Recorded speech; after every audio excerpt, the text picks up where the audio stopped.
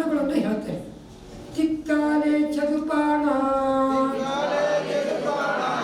ಇಂದಿಯ ಬಲಮಾವ ಆಣ ಪಾಣೋಯ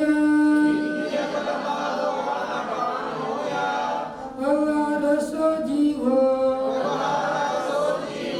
ನಿಚ್ಚೆಳೆದು ಛೇದನ ಜಸ್ಸ.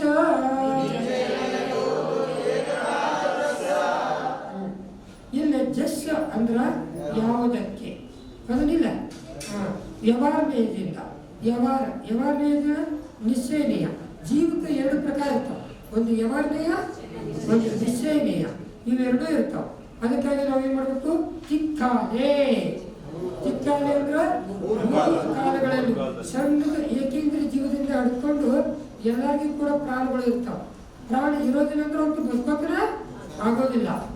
ಬಲ ಅಂದ್ರೆ ಆಯು, ಆಣುಪಾಣ ಅಂದ್ರೆ ಆಣುಪಾಣ ಅಂದ್ರೆ ಶ್ವಾಸೋಚ್ಛ್ವಾಸ ಏನು, ಗೋ ಅಂದ್ರೆ ಮತ್ತು, ಚದುಪಾಣ ನಾಲ್ಕು ಪ್ರಾಣ, ನಿಶ್ಚಯನೇಯೋ ನಿಶ್ಚಯನೇಯದಿಂದ, ಛೇದನ ಚೇತನ, ಸ್ವಜೀವೋ ಅದು ಜೀವವಾಗಿದೆ. ಇಲ್ಲಿ ಏನ್ ಹೇಳ್ತಾರಂದ್ರ ತಿಕ್ಕಾಲೆ ಚದುಪಾನ ಇಂದ್ರಿಯ ಬಲಮಾವು ಆಣಪಾಣೋಯ ಅಂದ್ರ ಇಲ್ಲಿ 4 ಇಂದ್ರಿಯ ಇರ್ತಾವ. ಎಷ್ಟು? 4. ಯಾವ ಇರ್ತಾವು? ಶ್ವಾಸೋಚ್ಛ್ವಾಸ, ಇಂದ್ರಿಯ, ಆಯು, ಬಲ, ಪ್ರಾಣ. ಇಷ್ಟು 4 ಪ್ರಾಣಗಳು ಇರ್ತಾವೆ. ಈ 4 ಪ್ರಾಣಗಳು ವ್ಯವಹಾರನೇಯದಿಂದ ಗ್ರಹಣ ಮಾಡ್ಕೊಂತಾವ. ವ್ಯವಹಾರನೇಯದಿಂದ ಪುದ್ಗಲ ವಸ್ತುಗಳು. ಯಾವ ವಸ್ತುಗಳು? ಪುದ್ಗಲ ವಸ್ತುಗಳು. ವಸ್ತುವಿನ ಅಶುದ್ಧ ಸ್ವರೂಪವನ್ನು ಗ್ರಹಣ ಮಾಡುವ ಅದಕ್ಕೆ ವ್ಯವಹಾರನೇಯ ಅಂತ.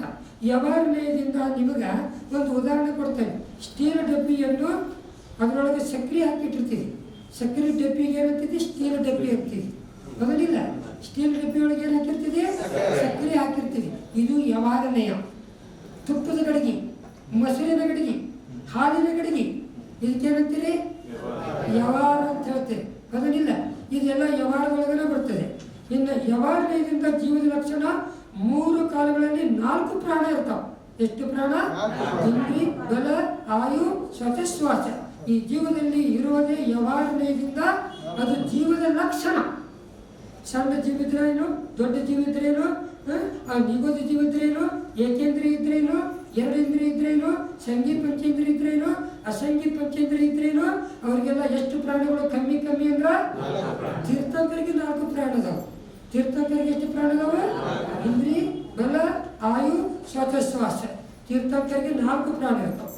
ಏಕೇಂದ್ರಿಗೂ 4 ಪ್ರಾಣಗಳು ಇರ್ತಾವೆ ಅಂತ ತಿಳಿಸ್ತಾರೆ. ಇನ್ನು ನಿಶ್ಚಯನೇಯ ಅಂದ್ರೆ ಏನು? ಈಗ ವ್ಯವಹಾರನೇಯ ತಿಳ್ಕೊಂಡ್ರಿ. ನಿಶ್ಚಯನೇಯ ವಸ್ತುವಿನ ಶುದ್ಧ ಸ್ವರೂಪವನ್ನು ಗ್ರಹಣ ಮಾಡೋದು. ವಸ್ತು ಸ್ವಭಾವ ದಮ್ಮು, ವಸ್ತು ಸ್ವರೂಪ ಹೇಗಿದೆಯೋ ಹಾಗೆ ತಿಳ್ಕೊಳ್ಳೋದು. ನೀವೆಲ್ಲರೂ ಬಂದಿಲ್ಲೇ ಮಹಾರಾಜರು ನೋಡಕತ್ತೀರಿ, ತೀರ್ಥಂಕರ್ ನೋಡಕತ್ತೀರಿ, ಪಂಚಪರಮೇಷ್ಠಿ ಧ್ಯಾನ ಮಾಡಕತ್ತೀರಿ, ಪದಾರ್ಥಗಳನ್ನು ತಿಳ್ಕೊಳಕತ್ತೀರಿ. ಜಿನಿಮೇಂದ್ರ ಜೊಳಗೆ ಕುತ್ಕೊಂಡು ಪಾರ್ಶ್ವನಾಥ ತೀರ್ಥಂಕರ್ ಅದಾರು, ಅದ್ರ ಮೇಲೆ ಶಿಖರ್ ಇದೆ, ಸಮೋಸರಳಿದೆ. ಈ ರೀತಿಯಾಗಿ ತಿಳ್ಕೊಳ್ಳೋದಕ್ಕೆ ಏನಂತಾರೋ ವಸ್ತು ಸ್ವರೂಪ. ಏನಂತಾರೋ ನಿಶ್ಚಯನೀಯ ಅಂತಂದ್ರ ಒಂದು ಸ್ಟೀಲ್ ಡಬ್ಬಿಯನ್ನು ಸ್ಟೀಲ್ ಡಬ್ಬಿ ಅಂತ ಹೇಳುವುದು ನಿಶ್ಚಯನೀಯ. ಸ್ಟೀಲ್ ಡಬ್ಬಿಗೂ ಸ್ಟೀಲ್ ಡಬ್ಬಿ, ಗಡಿಗೆಗೆ ಗಡಿಗೆ, ಮೊಸರಿನ ಗಡಿಗೆ ಅನ್ನಂಗಿಲ್ಲ, ತುಪ್ಪದ ಗಡಿಗೆ ಅನ್ನಂಗಿಲ್ಲ. ಅದ್ರೊಳಗೆ ಹಾಕಿದ್ರೆ ವ್ಯವಹಾರನೇಯ. ಅದ್ರ ತುಪ್ಪ ಹಾಕ್ಲಿಲ್ಲ ಅಂದ್ರೆ ಮಜ್ಜಿಗೆ ಗಡಿಗೆನೂ ಆಗೋದಿಲ್ಲ. ಮಜ್ಜಿಗೆ ಹಾಕಿದ್ರೆ ಅದು ವ್ಯವಹಾರನೇಯ ಆಯ್ತು. ಮಜ್ಜಿಗೆ ತೆಗೆದ್ರೆ ಆ ಗಡಿಗೆ ನಿಶ್ಚಯನೇಯ ಆಯ್ತು. ಅದನ್ನಿಲ್ಲ, ನೀವೆಲ್ಲರೂ ವ್ಯವಹಾರನೇಯದಿಂದ ಕಲಿಯಾಕತ್ತಿರಲಿಲ್ಲ. ಈಗ ಇದು ವ್ಯವಹಾರನೇ. ನೀನು ಆತ್ಮದೊಳಗೆ ಕುತ್ಕೊಂಡ್ಬಿಟ್ರೆ ಅವ್ರಿಗೆ ನೋಡ್ಕೊತ ಕುತ್ಕೊಂಡ್ಬಿಟ್ರೆ ಯಾರು ಬಂದ್ರು ಯಾರು ಹೋದ್ರು ಇದೆಲ್ಲ ವ್ಯವಹಾರನೇಯ ನಿಶ್ಚಯನೇಯ. ಅಂದ್ರೆ ನಿಶ್ಚಯನೇಯದಿಂದ ಜೀವದ ಲಕ್ಷಣ ಚೈತನ್ಯ ಪ್ರಾಣ ಇದೆಯೋ ಅದು ನಿಶ್ಚಯನೇಯದಿಂದ ಹೇಳ್ಬೋದು. ಚೈತನ್ಯ ಹಲನ ಚಲನ ಉಳ್ಳಿದ್ದು ಏನು? ಹಲನ ಚಲನ ಉಳ್ಳಿದ್ದು ಅದಕ್ಕೇನಂತಾರು ಚೇತನ ಅಂತ ಹೇಳ್ತಾರೆ. ತಿಳಿತೀರಿಲ್ಲ? ಅರ್ಥ ನಿಮ್ಗೆ? ನೀವೆಲ್ಲರೂ ಚೇತನ ಇದ್ರೆ ಅಚೇತನ ಇದ್ರಿ, ಎರಡೂ ಅದಿರಿ. ನಿಮ್ಮ ಶರೀರ ಅಚೇತನ, ನಿಮ್ಮ ಆತ್ಮ ಚೇತನ. ಅದನ್ನಿಲ್ಲ, ನೀವು ಎರಡಕ್ಕೂ ಕನ್ಫರ್ಮ್ ಮಾಡ್ಕೊಳ್ಳಿ. ನಿಮ್ಮ ಶರೀರದೊಳಗಿನ ಎರಡೂ ಕನ್ಫರ್ಮ್ ಮಾಡ್ಕೊಂಡ್ರೆ ನಾವು ಜೀವ ಅದೇವಿಲ್ಲ ಅನ್ನೋದು ನಿಮ್ಗೆ ಗೊತ್ತಾಗ್ತೈತಿ. ಅರ್ಥಕ್ಕಿಲ್ಲ? ಇಂದ್ರಿಯ ಸಂಸಾರಿ ಜೀವಗಳ ಶರೀರದ ಯಾವ ಅಂಗಗಳಿಂದ ಜ್ಞಾನ ಪಡೆಯುವೋ ಆ ಇಂದ್ರಿಯಗಳ ಅದಕ್ಕೇನಂತಾರೆ ಪರಿಚಯ ಆಗೋದು. ಸ್ಪರ್ಶನೇಂದ್ರಿಯ ಐತಲ್ಲಿ ನಿಮ್ಗೆ ಹಿಂಗೆ ಕೈ ಕೊಟ್ಟು ನೋಡಿ, ಸ್ಪರ್ಶನೇಂದ್ರಿಯ. ಈ ಸ್ಪರ್ಶನೇಂದ್ರಿಯ ಜ್ಞಾನ ತಿಳಿತೈತಿ. ಇದು ಚರ್ಮ ಐತಿ, ಇದ್ರ ಏನದ ಏನಾರ ಆಯ್ತಂದ್ರೆ ಎಲ್ಲ ಗೊತ್ತಾಗತ್ತಿಲ್ಲ. ರಕ್ತ ಮಾಂಸ ಎಲುಬು ಇದೆಲ್ಲ ಸ್ಪರ್ಶನೇಂದ್ರೊಳಗೆ ಗೊತ್ತಾಗ್ತೈತಿ. ಸ್ಪರ್ಶನೇಂದ್ರಿ 8 ಅದಾವ. ಹಗರು, ಭಾರ, ಉಷ್ಣ, ಶೀತ, ಕಠೋರ, ಮೃದು, ತಂಪ, ಉಷ್ಣ. ಅದನ್ನಿಲ್ಲ ನೀವು ಕೈಯಿಂದ ಮುಟ್ಟಿ ನೋಡಿದ್ರೆ ನಿಮ್ಗೆ ಎಷ್ಟು ಸ್ಪರ್ಶ ಆಗ್ತಾವ? 8 ಸ್ಪರ್ಶ ಆಗ್ತಾವ. ಈ ಕೈಯಿಂದ ಗೊತ್ತಾಗ್ತೈತಿ. ಆದರೆ ಕಿವಿ ಕೇಳೋದಿಲ್ಲ, ಮೂಗಿಗೆ ಗೊತ್ತಾಗೋದಿಲ್ಲ, ಬಾಯಿ ಗೊತ್ತಾಗೋದಿಲ್ಲ.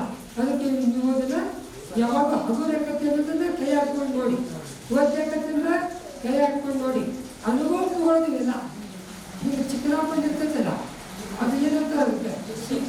ಜಿಡ್ಡು, ತುಪ್ಪ ಆರು ಮಾಡಿದಾಗ ಹಿಟ್ಟು ಹಾಕೊಂಡು ತೊಳ್ಕೊಂಡ್ರೆ ಜಿಡ್ಡು ಹೋಗ್ತೈತೆ. ಹಿಟ್ಟು ಹಾಕೊಂಡು ತೊಳ್ಕೊಳ್ಳಿಲ್ಲ ಅಂದ್ರೆ ಜಿಡ್ಡು ಹೋಗೋದಿಲ್ಲ. ಅದರಿಂದ ಜಿಡ್ಡನ್ನು ಬೇರೆ, ವೃಕ್ಷನೂ ಬೇರೆ. ಈ ರೀತಿಯಾಗಿ ಚರ್ಚೆ ಮಾಡೋದು. ರಸನೇಂದ್ರಿಯ, ಇಲ್ಲಿ ರುಚಿ ತಿಳಿಯುವುದು, ನ್ಯಾಯದಿಂದ ರುಚಿ ತಿಳಿಯುವುದು. ಸಂಘರ್ಷಿ, ಕೈ, ಒಗರು, ಹುಳಿ, ಇದು ರಸನೇಂದ್ರಿಯ ಅಂತ ಹೇಳ್ತಾರೆ. ಜೀವನ ಲಕ್ಷಣ ಇದು. ಜೀವನ ಬಗ್ಗೆ ಹೇಳಬೇಕನ್ನ, ಜೀವನದ ಬಗ್ಗೆ ನೀವು ತಿಳ್ಕೊಳ್ಬೇಕು. ಇದು ಘ್ರಾಣೇಂದ್ರಿ, ಸುಗಂಧ, ದುರ್ಗಂಧ. ಸುಗಂಧ ಇದ್ದರೆ ಸುಗಂಧ ಇರ್ತೈತಿ, ದುರ್ಗಂಧ ಇದ್ದರೆ ಚುಮಣಿ ಎಣ್ಣೆ ಇರ್ತೈತಿ. ಚುಮಣಿ ಎಣ್ಣೆ ಇರ್ತೈತಿ, ಚುಮಣಿ ಎಣ್ಣೆ ದುರ್ಗಂಧ ಇರ್ತೈತಿ. ಒಳ್ಳೆ ಎಣ್ಣೆ ಇರ್ತೈತಿ, ಸುಗಂಧ ಇರ್ತೈತಿ. ಇದಕ್ಕೆ ಘ್ರಾಣೇಂದ್ರಿಯ. ಜೀವನ ಲಕ್ಷಣಗಳು ಇವು. ಚತುರೇಂದ್ರಿಯ, ಕೆಂಪು, ಹಳದಿ, ಬಿಳಿ, ಹಸಿರು, ನೀಲಿ. ಇದಕ್ಕೆ ಚಕ್ಷುಂದ್ರಿಯ ಅಂತ ಹೇಳ್ತಾರೆ.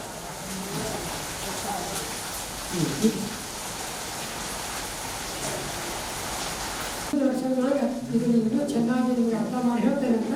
ಇನ್ನು ಬಲ ಪ್ರಾಣ, ಮನ ವಚನ ಕಾಯಗಳ ಮೂಲಕವಾಗಿ ಚೇತನ ಶಕ್ತಿ ಇರುತ್ತದೆ. ಮನೋಬಲ, ವಚನಬಲ, ಕಾಯಬಲ ಅಂತ ತಿಳಿಸ್ತಾರೆ. ಇನ್ನು ಜನ್ಮದಿಂದ ಆಡ್ಕೊಂಡು ಮೃತ್ಯುವಿನವರೆಗೆ, ನಿಮಗೆ ಜನ್ಮ ಆಗಿದ್ದೇನಿಲ್ಲ, ಮರಣ ಆಗಿದ್ದೇನಿಲ್ಲ, ಅನಂತ ಬಾರ ಇನ್ನಿಲ್ಲ ಆಗಕ್ಕೆ, ಅನಂತ ಬಾರ ಹುಟ್ಟಿದೆ, ಅನಂತ ಬಾರ ಮರಣ ಮಾಡ್ಕೊಂಡಿದ್ದಿಲ್ಲ. ಇದಕ್ಕೆ ಏನಂತಾರೋ ಆಯುಪ್ರಾಣ. ಆಯುಪ್ರಾಣ, ಬಲ ಪ್ರಾಣ ಅದನ್ನಿಲ್ಲ. ಹೀಗಾಗಿ ಒಂದು ಗತಿಯಿಂದ ಮತ್ತೊಂದು ಗತಿಗೆ ಹೋಗ್ತೇವೆ ನಾವು. ಅಂದ್ರೆ ಹಳೆ ಶರೀರದಿಂದ ಬಿಟ್ಟು ಹೊಸ ಶರೀರದಿಂದ ಗ್ರಹಣ ಮಾಡ್ಕೊಳ್ತೇವೆ. ಅವಾಗ ಆಯುಪ್ರಾಣ ಅಂತ ಹೇಳ್ತಾರೆ. ಆಯು ಅಂತಂದ್ರೆ ಏನು? ನರಗತಿ, ತಿರಸ್ಗತಿ, ದೇವಗತಿ, ಮನಸ್ಸುಗತಿ. ಈ 4 ಗತಿಗಳಿಗೆ ಏನಂತಾರೋ ಆಯು. ಆಯು ಬಂದು ಮಾಡ್ಕೊಂಡಾಗ ನಿಮ್ಗೇನಾಗ್ತೈತಿ? ಮುಂದಿನ ಗತಿಗಳಿಗೆ ಹೋಗಿ ನಾವು ಜನ್ಮ ಪ್ರಾಪ್ತಿ ಮಾಡ್ಕೊಳ್ತೇವೆ. ಇದಕ್ಕೆ ಏನಂತಾರೆ? ಆಯು ಪ್ರಾಣ. ಎಂತ ಪ್ರಾಣ?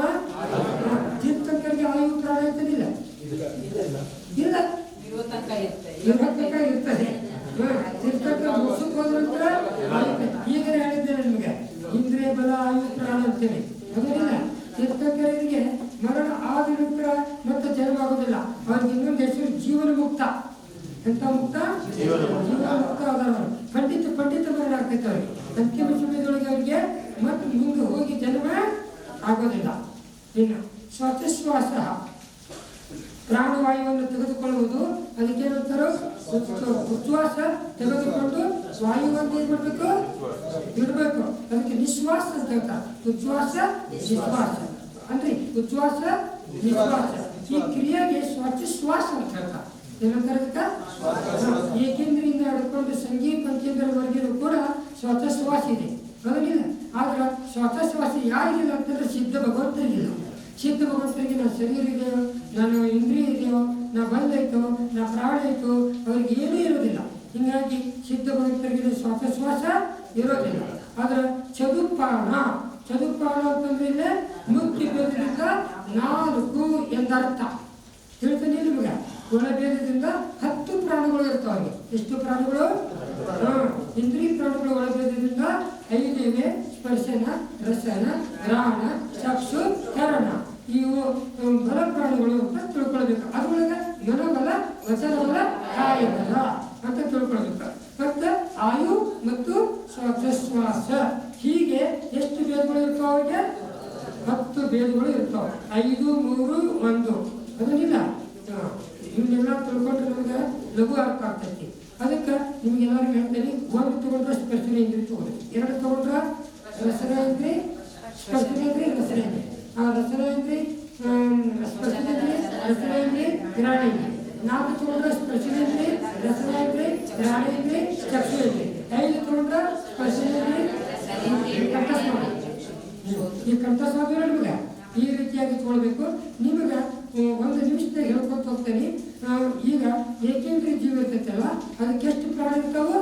4. ಸ್ಪರ್ಶನ, ಕಾಯಿಬಲ, ಆಯು ಪ್ರಾಣ, ಶ್ವಾಸೋಚ್ಛ್ವಾಸ 4 ಪ್ರಾಣ. 2 ಇಂದ್ರಿಯಗೆ ಎಷ್ಟಿರ್ತಾವ? ಸ್ಪರ್ಶನೇಂದ್ರಿಯ, ರಸನೇಂದ್ರಿಯ, ವಚನ, ಕಾಯಿಬಲ, ಆಯು ಪ್ರಾಣ, ಶ್ವಾಸೋಚ್ಛ್ವಾಸ 6. ಇನ್ನು 3 ಇಂದ್ರಿಯಗೆ ಸ್ಪರ್ಶನ, ರಸನ, ಗ್ರಹಣ, ವಚನ ಪ್ರಾಣ, ಕಾಯಿಬಲ ಪ್ರಾಣ, ಆಯು ಪ್ರಾಣ, ಶ್ವಾಸೋಚ್ಛ್ವಾಸ ಪ್ರಾಣ. ಈ 3 ಇಂದ್ರಿಯಗೆ. ಇನ್ನು 4 ಇಂದ್ರಿಯಗೆ ಸ್ಪರ್ಶನ, ರಸನ, ಗ್ರಹಣ, ಚಕ್ಷು, ವಚನ, ಕಾಯಿಬಲ, ಆಯು, ಶ್ವಾಸೋಚ್ಛ್ವಾಸ 8 ಇರ್ತವೆ. ಇನ್ನು ಅಸಂಖ್ಯ ಪಂಚೇಂದ್ರಿಯಗೆ ಸ್ಪರ್ಶನ, ರಸನ, ಗ್ರಹಣ, ಚಕ್ಷು, ಕರಣ, ವಚನ, ಕಾಯಿಬಲ, ಆಯು, ಶ್ವಾಸೋಚ್ಛ್ವಾಸ. ಇನ್ನು ಸಂಗೀತ ಪಂಚೇಂದ್ರಿಯಗೆ ಎಷ್ಟಿರ್ತಾವ? ಸ್ಪರ್ಶನ, ರಸನ, ಗ್ರಹಣ, ಚಕ್ಷು, ಕರಣ, ಮನ, ವಚನ, ಪ್ರಾಣ, ಕಾಯಿಬಲ, ಆಯು, ಶ್ವಾಸೋಚ್ಛ್ವಾಸ. ಈ ರೀತಿಯಾಗಿ ಇದರ ಗಾಥೆಯನ್ನು ಪೂರ್ಣ ಮಾಡಿದ್ವಿ. 10 ಪ್ರಾಣಗಳು ಜೀವಿಸಬೇಕಾಗ್ತದೆ. ಇದಕ್ಕೆ ಚಿತ್ತ ಅಂದ್ರೆ ಮನಸ್ಸು. ಇದನ್ನ 10 ಪ್ರಾಣಗಳನ್ನ ಜೀವ. ಇನ್ನು ಉಪಯೋಗದ ಭೇದ ಎಷ್ಟು? 2.